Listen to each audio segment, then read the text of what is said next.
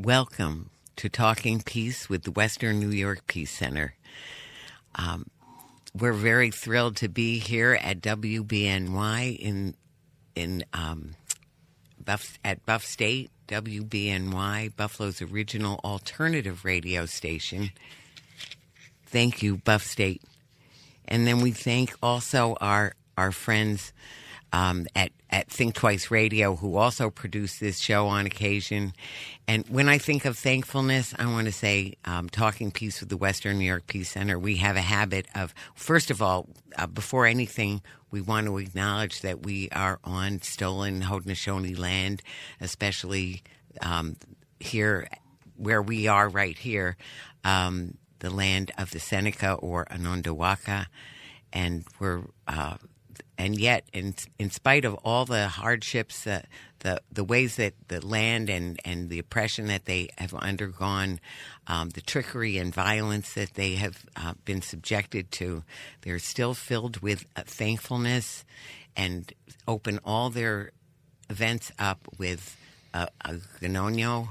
So just being thankful to the people who made this all possible, thankful to Mother Earth for giving us everything we need for a good life here. Thankful for the living waters, Minnewachuny, water is life. Thankful for all the wonderful plants, animals, all of the entities in the sky world, and, of course, the Creator and the love that animates it all. And so then they would say, Nyahweh, and the people would say, Nyo. So, Nyahweh. Nyahweh. And you can say, Thank you. Well, I'm very grateful to be here. Very grateful to WBNY and grateful to you listeners who are here too. And very grateful for our great guests who are here to talk about a topic they know well that affects all of us, and that's environmental justice.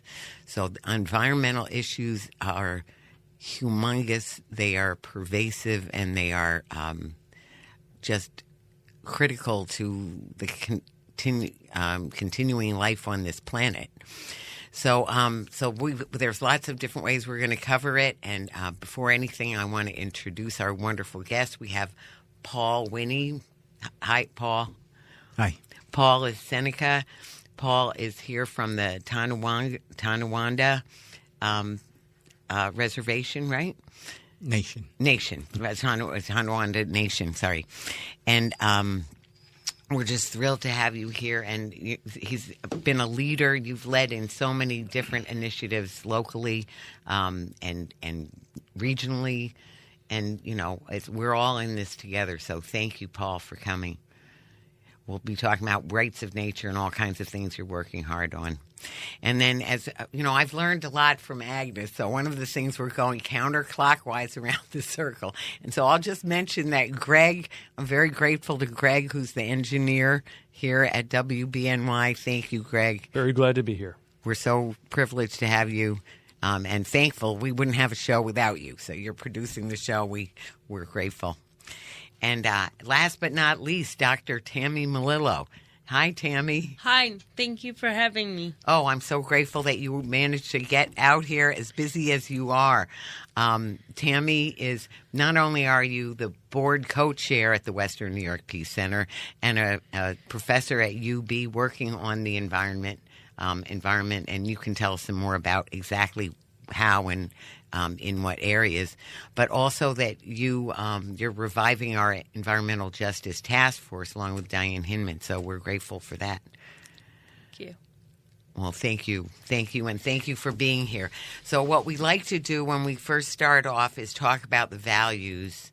So the values that we think of when we think of economic justice, and so we'll just go around on what values you think of. So, Paul? Values in terms of economic? Yeah, values like,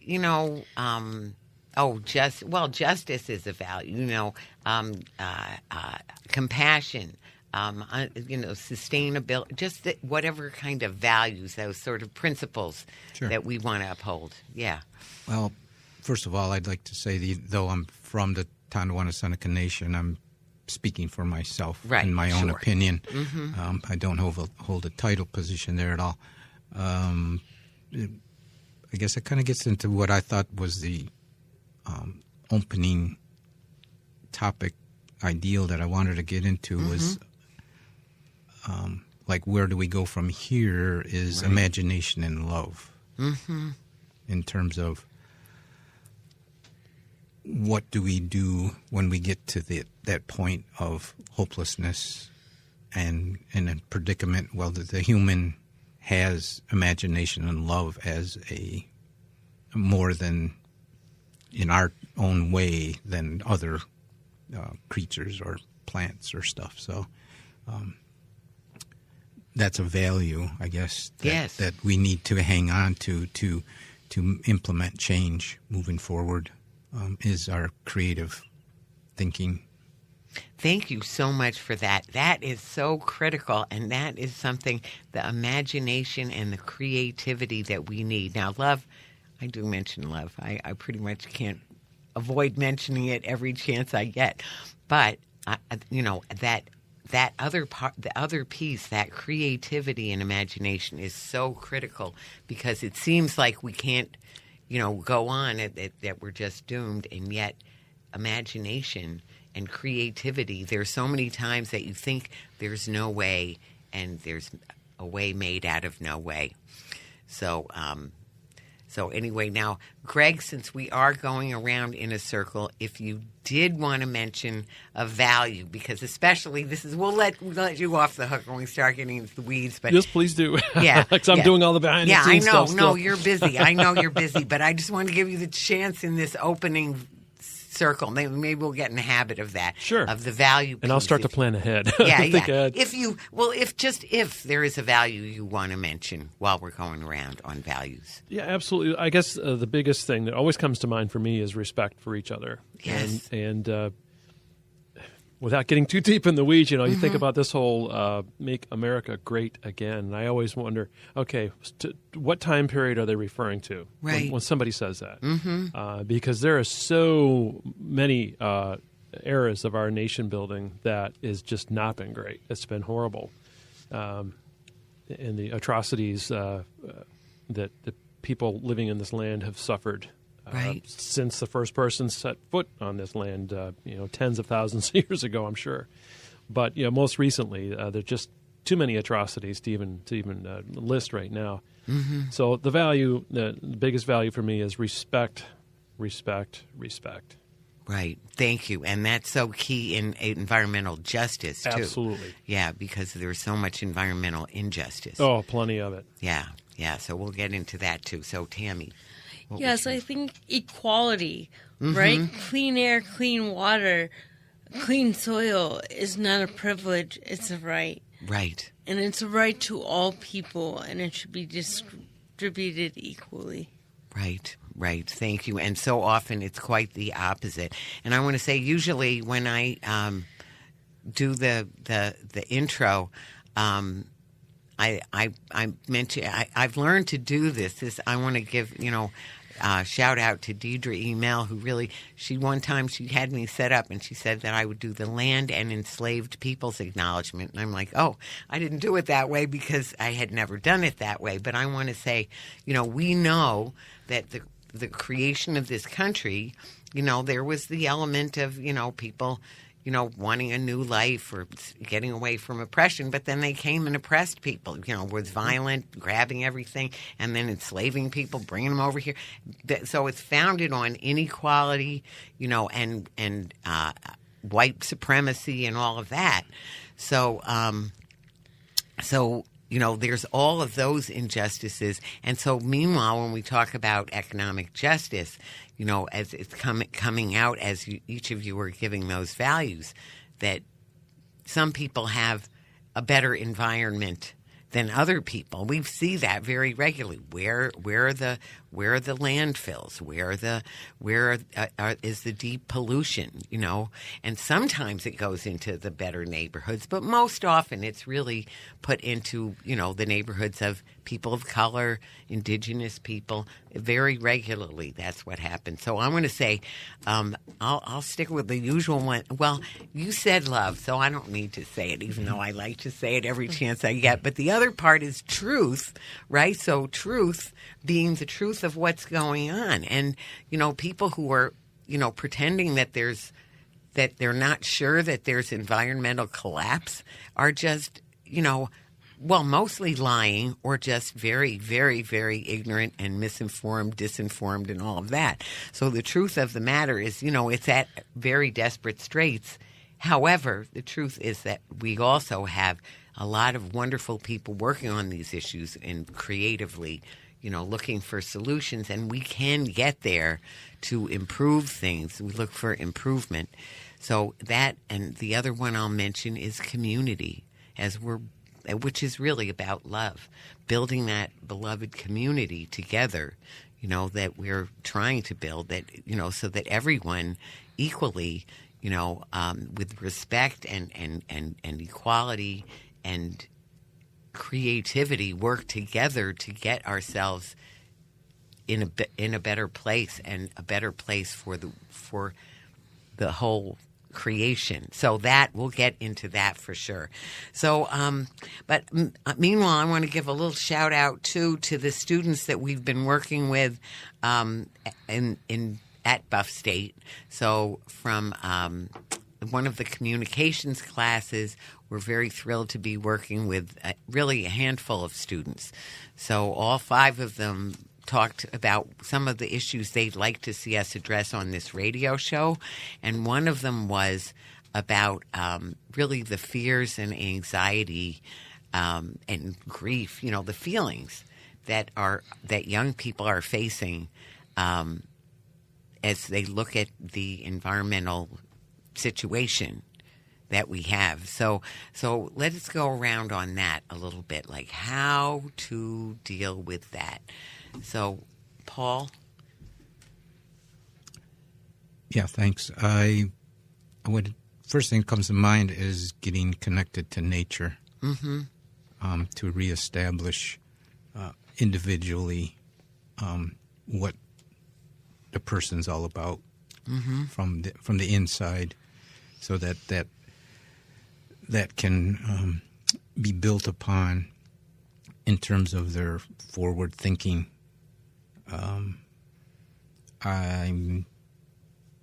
I'm 71 years old, so I'm a ways away from that part of my life, but I can understand being a historian and a native historian type of thing, and knowing that history. And so I can come from a point that at least culturally we're still here. We've existed through all of this oppression locally for 500 years. So not to say to lose faith, but also know that you have to be part of I believe would have to be adaptive enough to know and change along with the situations and the times and the issues to know that you can succeed, so to speak, or get to the point where. But it all starts with yourself. To build that community, you have to be individually in a good place. Right. Well, I love your point about being, getting our strength from nature is so important. So there's ways that we see the devastation and what's going on, and especially to the trained eye.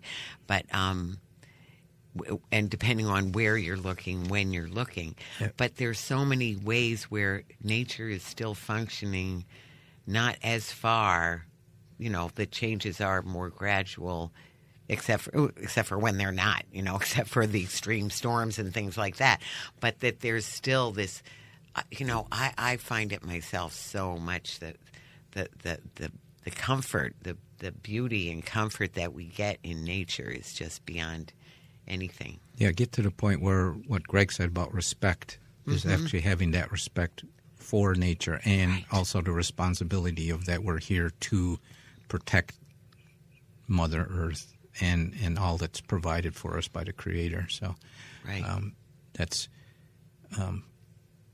exactly what we need to do, and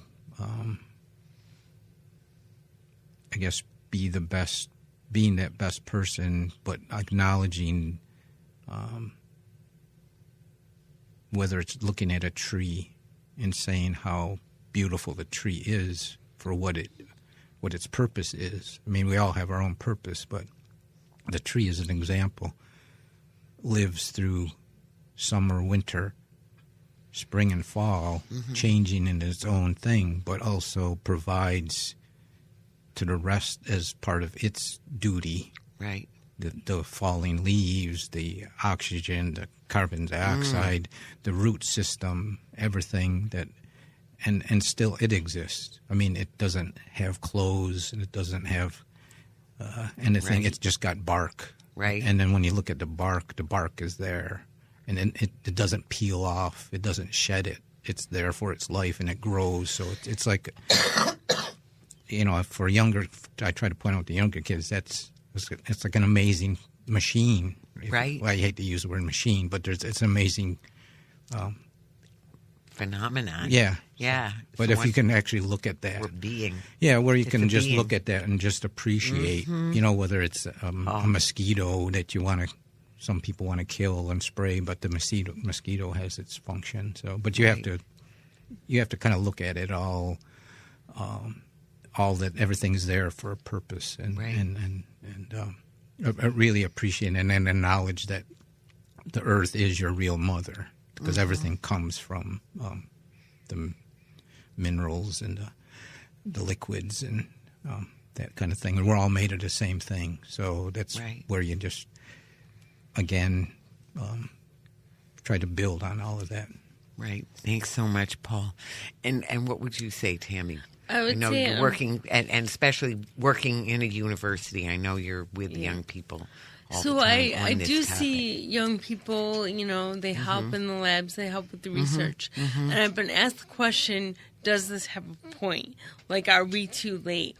And the first thing I would say, and it goes sort of back to Paul's point in a way, is I give them tangible things. Hey, look, there's a cleanup at a park sponsored by this group, or there's some small tangible thing that they can then go out and do. When they have it as a list, or turn off the water while you're brushing your teeth and only turn it on when you need to. Those little things the college students are very eager to do, but they need a list of actionable items. And then when they go out in the environment to clean up the park, when they go out to do these things, then they start to get that appreciation, and they see that it makes a difference. What most of them want is to make a difference. When they feel overwhelmed, and then that's where they lead to despair. So that, as when I interact with students, that's my first goal, is to give them an empowerment, to keep them out of that despair and empower them to become advocates in their own community. That is the best thing we as teachers, professors, mentors, any of those things can do for students. I was just talking about that in a way of, I call it karma yoga. So at the Peace Center, the Western New York Peace Center, it's not a faith-based per se, although it was started as part of Dr. King's Clergy and Laity Concerned. But, it's faith without, how they say faith without works is dead. So, if this is important to us, it's the working on it. And what I say as a social worker, lots of times people in grief don't want to deal with their grief as much. They don't want to go to some do, and some get a lot out of it, going to compassionate listening group or, a grief therapy group, things like that. But a lot of times I've seen it, where people do not want that. They want to go out and just prevent it happening again, if it's, gun violence or whatever, or just help other people who are in the situation is one of the biggest things that we can do to feel better ourselves about the things that are troubling us is by actually working on them. Right? Mm-hmm. So that's like a mode of therapy, and it's also working on the issue. And I also want to say, some of the things that I've offered is as much as yes, 1,000 times yes to all of that, to that activism, to the getting out in nature and taking the comfort there, and that being the other piece of it. So sort of together, those are perfect because it's the outer world and the inner world. For the inner world that we find, that we put peace and beauty in our day every day, some kind of way, that we make sure that we're having joy or peace or beauty in our day every day, some kind of way to be here now. So it's not all about worrying about the past or what wasn't done and grieving about the future and all the fears and all the realistic big fears that we have about the future, but we are here now too. So every day, making that day, making it, being in the moment as well, where it isn't going on, where you can go out and walk in the woods and see, the beauty of nature and be part of that, and picking up the garbage that you see while you're out there, right? I was doing that. I did write a letter to the editor. It's an 8-year-old. So they put it, only 8 years old, but she's concerned to keep Ossining pretty. But it was about picking up the litter. It just really bothered me because I loved nature, and so I didn't want to see all this litter around. So I think that between the two of you, you've really given a good flavor of what people can do. And that I'll bring in the which, again, both of you brought in, is really about the community, is teaming up with other people so that you, first of all, you don't feel alone, you don't feel as powerless, and you're actually able to do more. And back to your point about creativity, that creativity means there have been lots of times where things seemed impossible, but they got done because of people's creativity. Go ahead. Young people are trying to find their place in the community, and they often have that creativity, right? They're trying to find that place, so they're more creative in finding their niche. So by harnessing that energy is the actual youthful hope that we have. Right. At least that I have as an educator, as someone that's working with young people. It's one of the most exciting, vibrant parts of doing that. So that's where I will mention the Western New York Peace Center's Environmental Justice Task Force, because one of the things, back to this, is that older people, a lot of times there's a lot of, people say, it's our hope is with the young people. They're our future and this and that, which they are. But it's also, we're a team together. So everybody is needed. It's not like we'll just, first of all, very unfair for those of us who have not succeeded in getting things to be where they need to be, to pin it all on them to fix it. So, but we all, it's all of our responsibility to do what we can together. And we need, as older people, we need to be receptive and respectful, back to that equality, respectful, because the young people are the ones who are more likely to have the new ideas and the creativity that's going to help us leap ahead and really make some progress. Well, both are needed, right? Right. You need wisdom and creativity. Yep. Yes. Older people have the wisdom, the younger people have the creativity and a little more flexibility. Right. Perhaps they can get down and dig in the soil or sample the water a little easier than the older people. That's everybody so serves a purpose. It's a holistic approach. Right. Just like what we're saying about the creation. There's all those functions and ways that the environment helps each other. The way the trees, I love all the new research where they've seen that, you know, the trees help feed each other. You know, the mushrooms have their own, you know, functions that are helping the rest of the creation, cleaning things up, and all kinds of ways that there's such a reciprocity. I think I want to really focus in on that, because I know that's something I've learned from indigenous people about that importance of, I mean, and our hearts already tell us that. Our relationships tell us that reciprocity, and that, you know, sharing and, you know, helping and having an equal, you know, give and take relationship where it's not all one way or another. That is so key. So can we go around on that? What do you think about? I know you know all about that, Paul. Yeah, first I would like to say that we're being pulled out of community. Mm-hmm. And in terms of those fears, is that you have to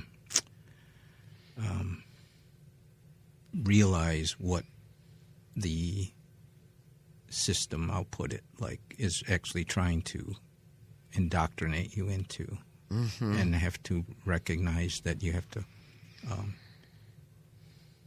pull yourself out of that. Uh-huh. And the change that, you know, what I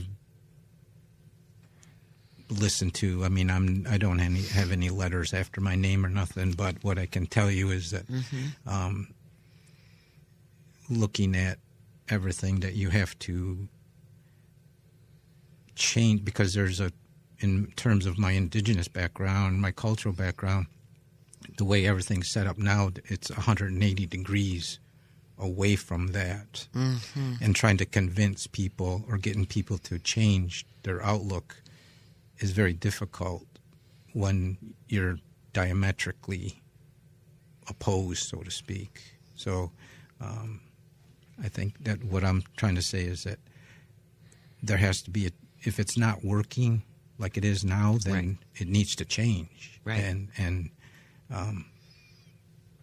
so that means we have to actually forget what we've been brainwashed into or indoctrinated into, and look in a different direction to get to that place. Right. I mean, this whole discussion and topics go way deeper than just environmental right. justice talk. It goes into it goes really deep, and I've tried Absolutely. To bring things back into basic and simple thinking. You know, kind of like the root cause, mm-hmm. and the root cause is how humans think. Actually, so it's our brain that creates a reality of what we live in.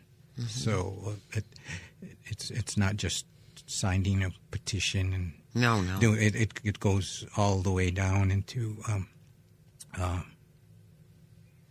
a complete change. I mean, I'm trying to.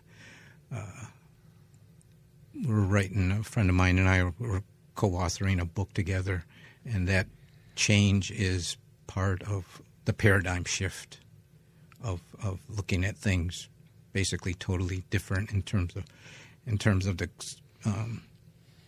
suicide crisis machine that we're in, and changing that is what the book is about, is that you have to change everything completely different in terms of, like, politically wise, I guess, or governmental wise, that community is actually the driver of the so-called democracy experiment, that the power would come back to the individual community and governing itself. So locally, local government would actually, mm-hmm. The actual overstate your thing. So, mm-hmm. yeah. So, but that's, like I said, it gets very complicated in how to look at all of this stuff, and so more mm-hmm. than this our radio show. No, but it's still it's very important, and I'm so glad you brought that up, because it is very basic. And of course, if I need to say it once, I need to say it 1,000 times, of how our issues and our solutions are all interrelated and interconnected, as we all are, which is why this environmental catastrophe, which affects us in every other way, racially, economically, just every kind of way. All the, the wars, the way that we use our abilities to create. What do we want to create? And so, so all of that. So, Tammy, what would you add? I think it very much parallels what Paul was saying. We live in a very polarized, we want to all go by labels. And, right. This group doesn't like that group. And we need to get back to no labels and a sense of equality and community, right? It's not individual. It's what's good for the whole as well as the individual. Right. By meeting everybody's needs, we meet our own needs, right? Democracy is what we need, but if we don't have a planet, we're not going to have anything to have democracy on. Right. Right? So from a very basic standpoint, from a holistic standpoint, we have to have respect. It really comes back to respecting community for all people. Right, and respecting all people. Yes. And I want to say, I so often I don't introduce myself. I didn't do it again. And so I'm going to bring it up because this is why I reclaimed my teenage nickname now. Please, happy to have you call me Vicky. It's really what I identify with more than anything. But my teenage nickname was Victory, and I've been using it. I've been using it on my email all along, but I've started introducing myself that way just to give me an excuse to bring up that the real victory, everybody wins. And that's what we're talking about. Because when people, like now, the way things are set up, and we have people, the amount of injustice, economic and otherwise, in this society and in this world is astounding and is only getting worse and worse in many ways, many ways, especially in this country right now, especially under the current administration. And what the thing is, by having more and more billions, it's not helping them. It's, their level of, there's only so much of a cushier lifestyle than you can have. Beyond a certain point, it doesn't matter how many billions you have. So they're losing, and the moral injury on their soul, which they may or may not be aware of in this life or the next, whenever it is, it will catch up with them with karma yoga, or what with their karma, or their next steps, or whatever it is. It will catch up with them, or they're just their children and their children's children, back to the seventh generation. All our next generation. So the people who think they're winning now are not winning. Right? So that the only way that things are going to be better for us is when it's better for all of us. That's what we know. That's what everything tells us because of us all being connected. It's like if I cut my thumb off, it's not like it only hurt my thumb. No. And then the rest of me is fine? No. It's far, far, far, far from it. No. We're just a whole creation together. So we're all going to suffer when we're all suffering. And that will be either directly or indirectly. So let us move on to, because I think it's a good way. So we say we're all connected. So we're all connected to nature too, right? We're just creatures, just like all the other creatures, including trees, are beings. That's what we've come to realize. That's what, and wonderful beings that they are. So anyway, so Paul, will you start us off with a little bit more about the rights of nature and, how that's come about and how you're working on it now? Yeah, get to the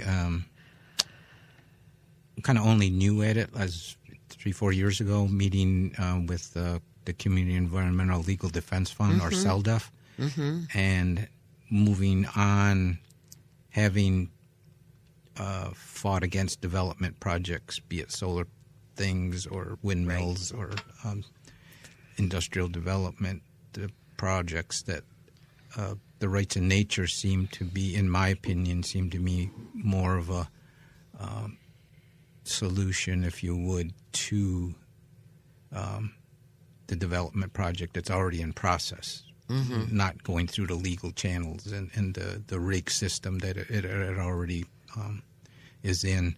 Right. So the rights of nature would give, I guess, in a nutshell, corporate type rights to nature. So nature has its own standing. Because when legal issues come up, the corporations involved can claim their personal rights to deflect off of Personal issues, which doesn't make any sense. But in only my opinion, that the rights of nature at least gave us something, because nature doesn't have a voice, and that's what I've always been trying to do as my part. Was give nature that voice, but it stalls out when you get into that legal system. So right now, the Pat Burke, who's the assemblyman in South Buffalo, has a bill on the floor in Albany, 5156, which is the Great Lakes and Waterways Protection Act, and that would give basically all the waters protection, because it includes watersheds and aquifers. Wow. So in that, the standing, if you would, what you could represent a river or well or Great Lakes for its own right to exist in the ecosystem. So that's what I've been promoting. We formed a group just this year called the Western New York Rights of Nature, a handful of us, and we're right now in the process of presenting a documentary called Ripples of Plastic in any venue that would have us. We're willing to show this movie and create the discussion, because what this bill does, I know that the bill takes a long process of committee and all of that and co-signers, but we're trying to get the bill is already there, which is a different situation. Instead of trying to get somebody to write you a bill and get it in Albany, he already did that. It needs, what it doesn't have is all the local support at this point and knowledge of it, basically, so that, but it can create the discussion both in Albany and hopefully locally that brings our focus on nature to get into all the stuff we're talking about. That's how we can move forward and protect it legally. So, but the rights of nature is also a global movement. You can find out more in respect to saving time with the rights of, Western New York Environmental Alliance website, where we have our rights of nature, and on that you can find a video of Pat Burke talking about the bill, his letter supporting the bill itself, and CELDEF's connection to the history of rights of nature. And also, like I said, celdefs.org would give you the information and the background of what that's all about. So I'm hoping to get through this, hopefully spread the word. Luckily, I'm on this radio station today that the younger people need to, if they're looking for that thing to bite into, it's that kind of, that's how they can help, is by help getting this bill moved forward.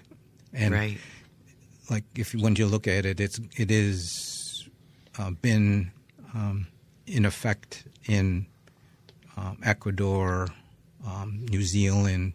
They've changed their constitution that actually states that nature has rights. So it's something that's actually growing. So I just put that out there to extend an invitation to anybody to look into that aspect of being able to say that a corporation has to prove that it's not going to hurt the nature up front, so that we're not dealing with the consequences after they do their damage, and then try to do the cleanup, because we'll never get caught back up in that situation. So then an environmental impact statement has to include those kinds of damages as well. I want to say, when I lived in northeastern Pennsylvania, means between Scranton and Binghamton, I worked in Scranton, and I was part of the Green Party, so I knew Ben Price, who has been working on this for 30 years with CELDEF, and I've been on their mailing list for all these years as well. But I want to say, the Rights of Nature even predates that, because I want to say, the indigenous approach to everything always had that in it. Always had that in it, right? So it's not a new concept, although it's new to many people. It's not new to indigenous people and to people who have really had that appreciation for the environment, for the other creatures, for the plants and animals and all the nature and just the phenomenon that is this creation. It's so important and so clear. Tammy? I've had the privilege, working at UB and working with a number of communities that are on the remediation side. So they are at the point where they've been affected by industries or environmental pollution, and then we're at the point of cleaning it up. And I would very much like to put myself out of the job of having to clean it up if we didn't get it there to begin with. Right. As much as I love what I do and I love working at the university, I would very much like not to have to worry about how do we clean this up, where do we get the money to do that. The initiatives to get that kind of funding are quite expensive and large. So if we stop the problem before it begins, it's a better situation all the way around. An ounce of prevention, right? Yes. And we need a few tons of prevention, because there's a lot of things that are going on that are just so unhelpful. And I want to say, Kathy Hochul right now, when they're talking about whether she's been great or terrible for the environment, I want to say when she proposed to put in another nuclear plant, I just thought, what on earth, is she insane? There's nothing clean. For anyone to call it clean, nuclear energy, which is the most polluting thing of anything. So it's a different kind of pollution, so people pay in a different way. So we do have problems with fossil fuels, but going to nuclear, where, the half-life, either of you could probably, is it 500,000 years or something outrageous? It's just a very unthinkable. long time. It's just a different type of pollution. You also have to remember that we are an old Rust Belt city. Right. So as part of Buffalo history, we've done a lot of steel and coke manufacturing. And all of those things have left their legacy pollution. Right. Legacy pollution from nuclear. A nuclear power plant would be its own scenario on top of what is already present. So. And then, as Agnes Williams always says, it's indigenous people are at every part of the nuclear chain, from the mining and everything right through the processing and wherever it's put and however it's used, and then at the other end of trying to get rid of it, because of course there's no way of getting rid of it, really. They've never figured out anything. And West Valley, which is still such a huge problem, as they are trying to remediate it and trying to clean it up, is still a huge problem, and continues to be. It's just back to an ounce of prevention. So the idea that she would think a nuclear facility is any help to us is just crazy to me. I can't believe she's even saying it. Anyway, I should mention that this can be a call-in show, so I'm going to say, we'll still keep going around, but if people want to call in with some kind of a question, particularly for either of these two experts, Paul or Tammy, you can call in at 716-878-5104. That's 716-878-5104. If you want to talk about economic justice, rights of nature, anything on this topic that we've been talking about, nuclear pollution or nuclear energy, which, by the way, I can't help mentioning that any nuclear facility is a potential nuclear bomb. That's the other thing that we know, is that if anybody does anything that will, that is a nuclear bomb right in your community. So, anyone is welcome to call in. So in the meanwhile, so for rights of nature, let's think of some specific examples of that you've seen or other. Let's take the stamp plant. If you took the stamp plant, which I know you worked very hard, you were on the cutting edge of when the stamp plant was going on, and nobody was listening to you. Now other people have taken it up, which is very good. But so how would the stamp plant have been be affected by this rights of nature bill or movement? Well, first off, when we were first starting that, it was an endangered species issue in plants, and the Department of Conservation, I would say, dealt a different hand in terms of the spotted owl, the northern harrier, the blue-cornered butterfly, and that kind of thing. That they determined that the short-eared owl could live in a certain amount of acreage on the stamp plant, and it exists, so it never did get protected. So let me take a step back, because I just realized when I said it, because the three of us have all gotten a lot of exposure of varying amounts, but you the most, and anyway, to the whole stamp plant issue, because it's right in your neighborhood as well. But some people, for the people who don't know, if you would just tell them a little bit about the stamp plant issue, and then get back into. So it didn't help at that point, but there might have been other ways that it could help.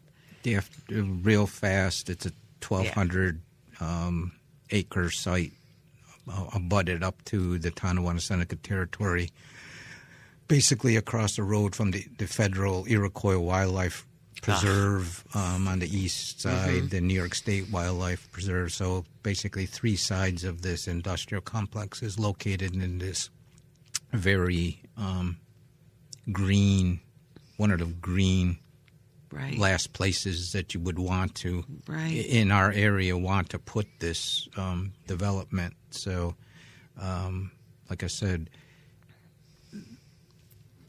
with the Department of Conservation deeming that the owl could exist on 35 acres over here and the other 55 acres over on this part of the thing, allowed them to move forward.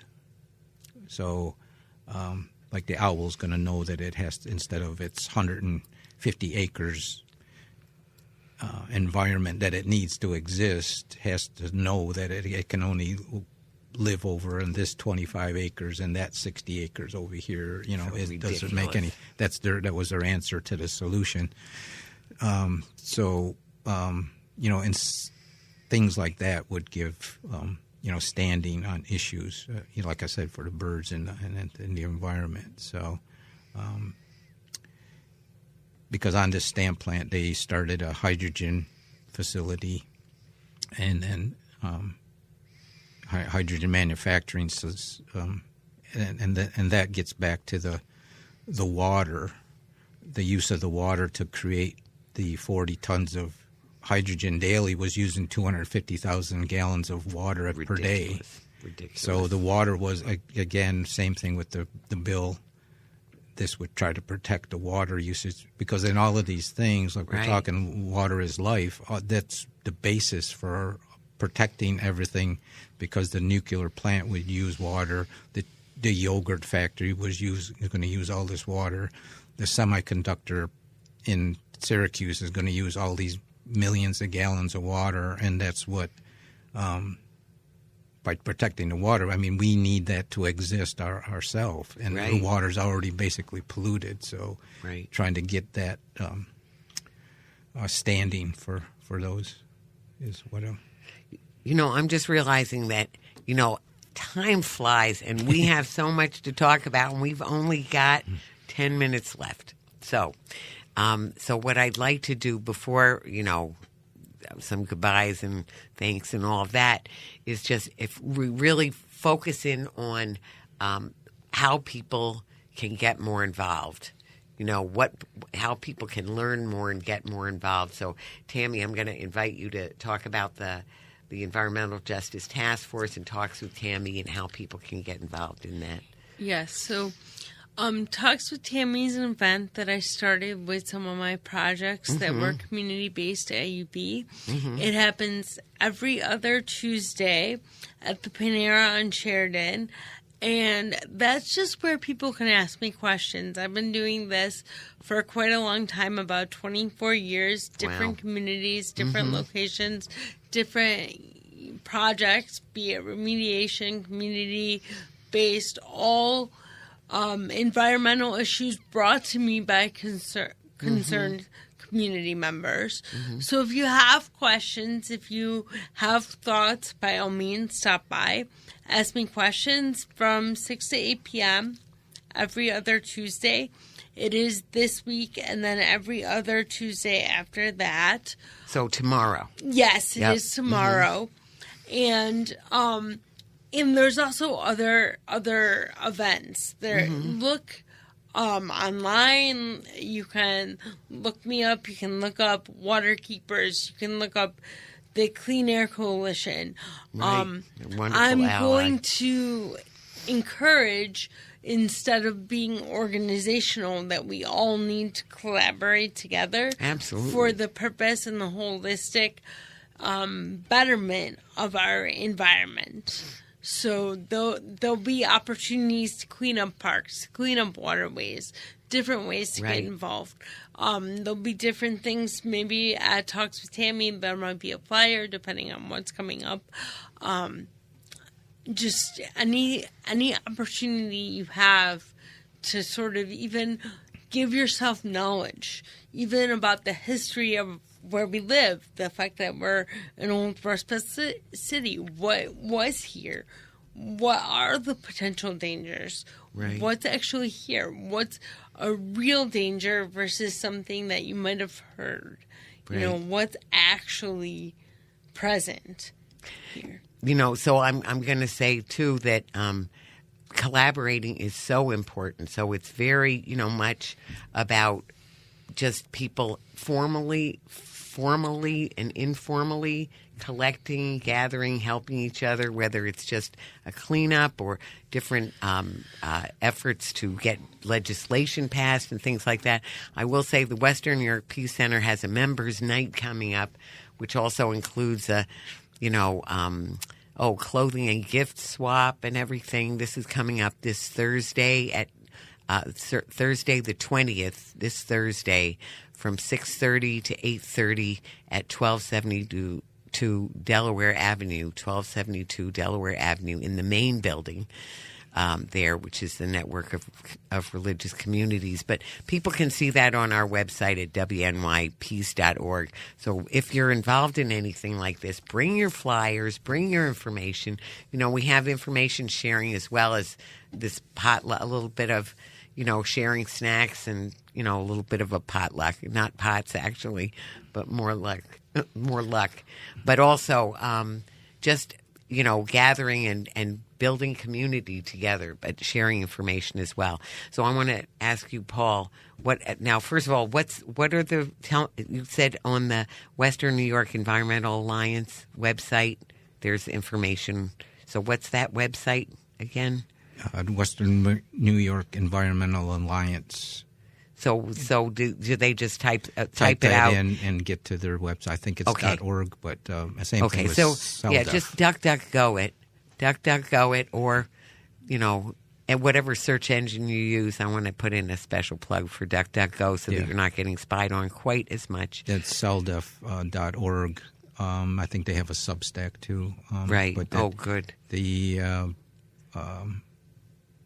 We're just trying to get meetings going, but any small conversation like Tammy's doing, I think that's the main thing. And meeting Tammy the other night at the dinner and today, we talked about that since we're a starting organization of linking and networking with the other ones too, that we all can get this environmental word out there.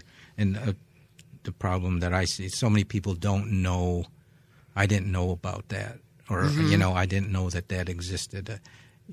Culturally speaking, if I've ran into so many cases concerning residential schools. Residential schools pops up in a conversation as of late, recently years, but people didn't realize that was going on for 150 years, even though they were in school, in college, whatever. I didn't know that. And here, there's a residential school 40 miles from here, and residential schools existed in the United States till the 1970s.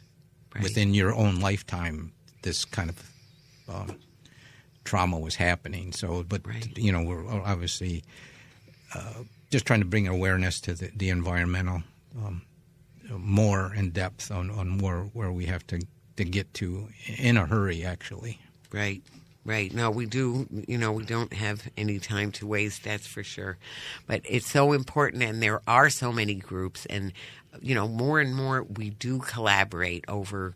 In all kinds of ways. Buffalo United Coalition, Western New York Environmental Alliance is an example, which has all these component groups, of which I think the Western New York Peace Center is one. Certainly it will be more of one now that we've reactivated our Environmental Justice Task Force. But, certainly the Sierra Club and, Push Buffalo. Waterkeepers. Open Buffalo. Yep. Waterkeepers. Waterkeepers is a wonderful group. I did say Clean Air Coalition. There's so many groups. And Tammy, I'm so grateful for the work you've done. And Paul. So I think we're getting about ready to be done because we don't want to go over our time. But we do have a few more minutes. So I just want to remind people, first you can go to WNYPC.org. We have a lot of those groups on our website under Allies and Partners, and that's an ever-increasing group. So we want to make sure that we get everybody on that. Plus, we'll have a new website soon. And we are also looking for members to join our task force. So if you are looking for a way to volunteer to do an actionable thing, by all means, come to the member night that Vicki was talking about for our Peace Center. And I will be there. Perhaps Diane will be there. And come join us. We're looking at projects. We want to look at the proposed bike path extensions. And, that's something that a lot of Buffalonians and a lot of community members use. Just kind of and other topics. Like we're looking for other things to sort of do as side projects as part of the task force. So please come share your time, talent, and treasure with us and come make a difference. Right. And I'm going to say also, as the interim executive director, the Peace Center, one of the things for good and for ill is that we're involved, and there's almost nothing that doesn't fall under our mission statement of peace through justice at home and abroad. So we also have a resist militarism task force, racial and economic justice, human rights.